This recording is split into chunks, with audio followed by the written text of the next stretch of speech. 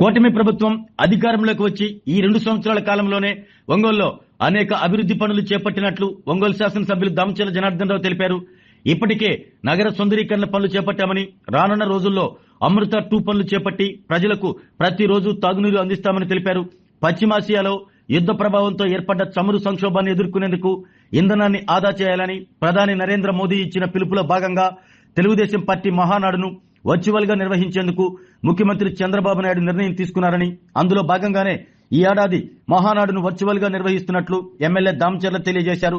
అన్ని నియోజకవర్గాల్లోని ప్రతి కార్యాలయంలో మహానాడును వీక్షించేందుకు ఏర్పాట్లు చేస్తున్నట్లు ఎమ్మెల్యే దామచర్ల తెలిపారు. ఒక దగ్గరేమో చెత్త అనేది కూడా క్లీన్ చేస్తా దాన్ని చేయడం జరిగింది. ఒకసారి మొక్కలు నాటే కార్యక్రమం, ఒక దగ్గర వచ్చే లోపలికి ఇలాంటి కార్యక్రమాలన్నీ చేస్తా. ఈరోజు మన లక్ష్యం ప్లాస్టిక్ రహిత ఒంగోలు చేయాలనేదే మన లక్ష్యంగా ఈరోజు ఈ కార్యక్రమాన్ని ఇక్కడ పెట్టారు. దానికి మన ఎమ్మెల్యేలు మన రాజు గారు, అదేవిధంగా ఉగ్గర నరసింహారెడ్డి గారు వాళ్ళు కూడా రావటం అనేది చాలా సంతోషమైన విషయం ఒంగోలులో. కాబట్టి ఈరోజు అందరికి కూడా మనం తెలియపరిచేది ఒకటే, ప్లాస్టిక్ అనే దానివల్ల ఈరోజు క్యాన్సర్ కానీ ఆరోగ్యం కానీ ఇవన్నీ కూడా ఇబ్బందులు పడే పరిస్థితులు వస్తూ ఉన్నాయి. కాబట్టి క్యాన్సర్ లేని రైతు తీసుకురావాలి అంటే అందరం కూడా మనం పాటించాల్సిన అవసరం ఉన్నాయి. ఈరోజు ఇంట్లో వచ్చిన పొడి చెత్త కానీ తడి చెత్త కానీ ఏదైనా కూడా తీసుకొచ్చి కాలువల్లో వేయటం, అదేవిధంగా ఇన్ని మనం అవగాహన చేయడానికి ఇలాంటి కార్యక్రమాలన్నీ పెట్టినా కూడా ఇంకా కొంత పార్ట్ కూడా తీసుకొచ్చి లేకపోతే బయట ఏడన్నా రోడ్ల మీద కాలువలో వేయటం ఇలాంటివన్నీ కూడా జరుగుతూ ఉన్నాయి. మేము మీ ద్వారా కూడా ప్రజలను కోరుకునేది ఒకటే, మనం బాగుండాలి అంటే మన ఇంటితో పాటు మనం ఎట్లా రోజు చేస్తామో మన బజార్లు కానీ మనం కూడా ఎక్కడన్నా చెత్త ఉండేటప్పుడు ఈరోజు ప్రతి బజారుకి ఇంటింటికి వచ్చి తీసుకెళ్ళడానికి కూడా ఈరోజు పెట్టాం. వచ్చినప్పుడు దాన్ని బైఫర్కేట్ చేసి కానీ మీరు ఇవ్వగలిగితే అక్కడ ఉండే ప్రాబ్లం ఉండదు. అదే కాలువలు వేసారంటే కాలువలు తీయలేకపోయారంటే మళ్ళీ అక్కడ ఉండే పరిస్థితులు వచ్చే ఇబ్బందులు ఉంటాయి. కాబట్టి ఇలాంటివన్నీ కూడా చేయాలనే ప్రికాషన్స్ తీసుకోవాలని చెప్పి ఈరోజు మన కూటమి వచ్చిన తర్వాత ప్రధానమంత్రి మోడీ గారు పెట్టిన తర్వాత మన చంద్రబాబు నాయుడు గారు కానీ పవన్ కళ్యాణ్ గారు కానీ వీళ్ళు కూడా ఇలాంటి కార్యక్రమాలు ప్రతి నియోజకవర్గంలో చేస్తా ప్రజల్ని అవగాహన చేయడానికి ఇలాంటి కార్యక్రమాలు కూడా చేస్తూ ఉన్నాం. ఇంకా కూడా ప్రజాకులు కూడా 50% వరకు కొంత అవగాహన చేసుకున్నారు. ఇంకా కూడా పూర్తిగా చేసుకుంటే బాగుంటుంది. అదేవిధంగా టౌన్ కూడా బాగుంటుంది. ఈరోజు టౌన్ కూడా అన్ని అంగులతో కూడా మనం మ్యాక్సిమం కష్టపడుతున్నాం, మ్యాక్సిమం తీసుకొస్తా ఉన్నాం. ఈరోజు ఆర్థిక ఇబ్బందులు ఎన్నైనా ఉన్నా కూడా ఈరోజు మనం చేయాల్సిన కార్యక్రమాలు కూడా చేస్తూ ఉన్నాం. కాబట్టి ప్రజలు కూడా అర్థం చేసుకొని అన్నిటి కూడా సహకరించి ఎవరి వాళ్ళు బాధ్యతగా చేసుకుంటే బాగుంటుంది. ఈరోజు టెంకాయ బండ్లు ఉన్నాయి, లేకపోతే కూరగాయ బండ్లు ఉన్నాయి, తీసుకెళ్లేదను టెంకాయ బండ్ల కాలువలో వేయటం, లేకపోతే ఊరు బయట తీసుకొచ్చేసి రోడ్ల మీద వేయటం ఇలాంటివన్నీ కూడా ఇంకా చేస్తున్నారు. మేము కూడా సీసీ కెమెరాలు పెట్టాం. ఎవరైనా కూడా అలాంటివి చేస్తే ఖచ్చితంగా సీరియస్ యాక్షన్ తీసుకుంటాం. అదేవిధంగా పోతురాజు కాలువలోకి ఈ మధ్య ఏదైనా వేస్టేజ్ ఉంటే ఆ ఇల్లు పగలగొట్టిన మొక్కలన్నీ తీసుకొస్తే రాత్రిపూట తీసుకెళ్ళి ఆ కాలువలో వేయటం ఇలాంటివన్నీ కూడా చేస్తూ ఉన్నారు. దానికి కూడా అన్ని సీసీ కెమెరాలు పెట్టి మా బాధ్యతగా మేము చేస్తూ ఉన్నాం. ప్రజలు కూడా మీరు కూడా సీరియస్ తీసుకొని దాన్ని తగ్గట్టుగా చేసుకోగలిగితే నగరం కూడా బాగుంటుంది, మీరు కూడా బాగుంటారు.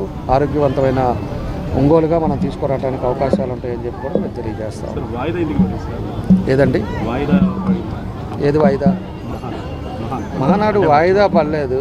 మన ప్రధానమంత్రి గారు ఒకటి పిలుపునిచ్చారు, ఎకానమీగా చేయండి, కాన్వాయ్గా ఒక 4-5 బళ్ళల్లో మీరు పోయేది 2 బళ్ళల్లో వెళ్ళండి. డీజిల్ పెట్రోల్ ఉండే పరిస్థితులు బాగలేదు, గ్యాస్ పరిస్థితి బాగాలేదు. యుద్ధం వల్ల మన జరిగిన దాని మీద ఇండియా క్రైసిస్లో ఉంది, ప్రపంచమే క్రైసిస్లో ఉంది. నిన్న సింగపూర్ ప్రైమ్ మినిస్టర్ కూడా చెప్పాడు, క్రైసిస్లో ఉన్నారు, ఎకానమీగా వాడుకోండి, ఎకానమీగా జాగ్రత్తగా ఉండండి అని చెప్పారు. దానికోసం అని చెప్పేసి ఇప్పుడు మహానాడు ఎప్పుడు కూడా 5 లక్షల 6 లక్షల మందితో మనం పెట్టేది బస్సులు, ఈ ఖర్చులు, మళ్ళీ బస్సులు ఆయిల్ కానీ ఇలాంటివన్నీ ఉన్నాయని చెప్పి మన ముఖ్యమంత్రి గారు వర్చువల్ దాంట్లో మన పార్టీ ఆఫీస్ నుంచి ప్రతినిధులతోటి దాన్ని అన్ని నియోజకవర్గాల్లో కూడా వర్చువల్గా స్క్రీన్ ద్వారా లైవ్లో చేసేటట్టుగా ఈ కార్యక్రమాలు కూడా చేపట్టారు. అందుకోసం అని చెప్పేసి మనం కూడా ఎకానమీ చేయాలి. ఇంకా రాబోయే రోజుల్లో బ్యాటరీ వెహికల్స్ ఎక్కువ వాడుకోవాల్సి ఉన్నాయి. ఈరోజు అదే పరిస్థితి తీసుకురావాలి. ఈరోజు ఎప్పటికైనా కూడా ఈ ఇబ్బందులు ఉన్నాయి కాబట్టి రేపు బస్సెస్ కూడా బ్యాటరీ బస్సెస్ కానీ ఎలక్ట్రికల్ బస్సెస్ కూడా ఎక్కువ చేయటం కూడా జరుగుతూ ఉంది. కాబట్టి దానికోసం అని చెప్పేసి మహానాడు దీన్ని ఈ విధంగా చేయడం జరిగింది. 2 ఏళ్లలో మేము మ్యాక్సిమం మా వంతు ఉండేదంతా కూడా మనం చేస్తున్నామండి. ఇంకా చేయాల్సినవి ఉన్నాయి. అమృత 2 స్టార్ట్ చేయాలి. అమృత 2 కానీ అయిపోతే మంచినీళ్ళు అనేది ప్రతిరోజు ఒంగోలుకు వస్తాయి. అది కూడా మొదలు పెడతారు. అది దానివల్ల ఆగుతూ ఉంది కాబట్టి అమృత్ 2 కూడా స్టార్ట్ అవ్వాలి. దాంతోపాటు పోతురాజు కాల నల్లకాల కూడా మొన్న కూడా ముఖ్యమంత్రి గారికి లోకేష్ గారికి చేసి వచ్చాం. అది ఒక 225 కోట్లు కావాలి. అది వస్తే డ్రైనేజ్ సిస్టమ్ కరెక్ట్ అవుతుంది. కాబట్టి మన సెంట్రల్ గవర్నమెంట్ కూడా అండర్ గ్రౌండ్ డ్రైనేజ్ సిస్టమ్ కూడా ప్రతిపాదన పంపించే దాంట్లో మన నియోజకవర్గం కూడా పంపించారు 600 కోట్లు. అది శాంక్షన్ అయితే అండర్ గ్రౌండ్ డ్రైనేజ్ సిస్టమ్ కూడా మనకు రావడం కూడా జరుగుతుందని చెప్పి కూడా తెలియజేస్తూ ఉన్నాం. మిగతాది జరిగేవన్నీ కూడా డ్రైనేజీలు కానీ లేకపోతే సిమెంట్ రోడ్స్ కానీ ఇవన్నీ కూడా మనం చేసే కార్యక్రమాలన్నీ కూడా చేస్తూ ఉన్నాం. తప్పకుండా కూడా నగరం ఇంకా బ్యూటిఫికేషన్గా చెత్త అనేది లేకుండా ప్రజలు ఎవరైనా కూడా ఇందాక మా రాజుగారు చెప్తున్నారు, మేము మహానాడు ముందు వచ్చాము అప్పుడు 2022లో, అప్పుడు కంటే ఇప్పుడు ఇంకా ఇంప్రూవ్ అయింది. ప్లాంటేషన్లో కానీ క్లీనింగ్ అండ్ క్లీన్లో కానీ ఇవన్నీ కూడా ఉన్నాయని చెప్పి మా రాజుగారు కూడా చెప్పారు.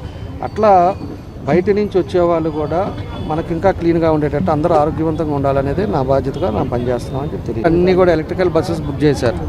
మనకు కూడా సిటీ బస్సెస్ వస్తున్నాయి. ఎలక్ట్రికల్ బస్సెస్సే పెట్టుకుంటారు. మనకి ఇబ్బంది లేకుండా మనకు ఒంగోలు కూడా 6 బస్సులు వస్తూ ఉన్నాయి. తొందరలోనే అది కూడా పెడతాం. సిటీ సర్వీస్ ఓన్లీ మన సిటీ లిమిట్స్ వరకు. ఆరోగ్యమే మహాభాగ్యం అంటారు, కానీ ఆరోగ్యాన్ని నమ్మకంగా కాపాడే స్థానం ఎక్కడ? ఇది ఒంగోలులో మీకు దగ్గరగా మన Venkataramana nursing home private limited. Caring your life 54 ఏళ్ల విశ్వాసంతో ఇది ఒక హాస్పిటల్ కాదు, ఇది ఒక విశ్వాసం. 3 తరాలుగా వేలాది కుటుంబాలను ఆరోగ్యంగా నిలిపిన ఆదరణ. మా నిపుణుల వైద్య బృందం మా దగ్గర అనుభవం కలిగిన బృందంలో అందించే సేవలు neuro surgery, general medicine, diabetes, pulmonologist, general surgery, ophthalmology, urology, orthopaedic, ENT, paediatrics, dental surgery, anaesthesiology, gynaecology, cardiology, emergency మరియు క్రిటికల్ కేర్. ఒంగోలులో ఆరోగ్యానికి ఒక కొత్త శకం ప్రారంభమవుతుంది. వెంకటరమణ ఐ హాస్పిటల్ ప్రారంభించబడింది. కంటి ఆరోగ్యానికి ప్రత్యేక పరిష్కారంగా ప్రభుత్వ ఉద్యోగులు, రిటైర్డ్ ఉద్యోగులు మరియు వారి కుటుంబ సభ్యుల కోసం ఈహెచ్ఎస్ ద్వారా వైద్యం, క్యాష్లెస్ సేవలు, మెడియాసిస్, స్టార్, జీహెచ్పీఎల్, ఆదిత్య బిర్లా, బజాజ్ అలియన్స్ మరియు ఇతర ప్రముఖ హెల్త్ స్కీమ్లు అందుబాటులో ఉన్నాయి. ఆరోగ్యశ్రీ, డాక్టర్ ఎన్టీఆర్ వైద్య సేవా నిధి అందుబాటులో ఉన్నాయి. చిరునామా ఆర్టీసీ బస్టాండ్ ఎదురుగా, Kurnool road, Ongole.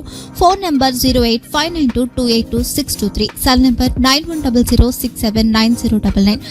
Eye hospital number 9866484770. Website www.venkatramanarsinghome.com. Facebook www.facebook.com/pkrnh. Venkataramana nursing home 3 తరాల విశ్వాసం, నూతనతతో కూడిన సేవ. మేము కేవలం చికిత్స చేయము, మేము శ్రద్ధ వహిస్తాం, పరిరక్షిస్తాం. సేవ చేయడం మాకు ధ్యేయం.